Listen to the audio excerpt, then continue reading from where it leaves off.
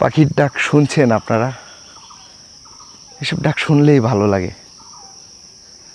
মনে হচ্ছে আমি কোনো জঙ্গলের মাঝখানে আছি, কিন্তু না, এটা জঙ্গল না, এটি একটি গ্রামের রাস্তা।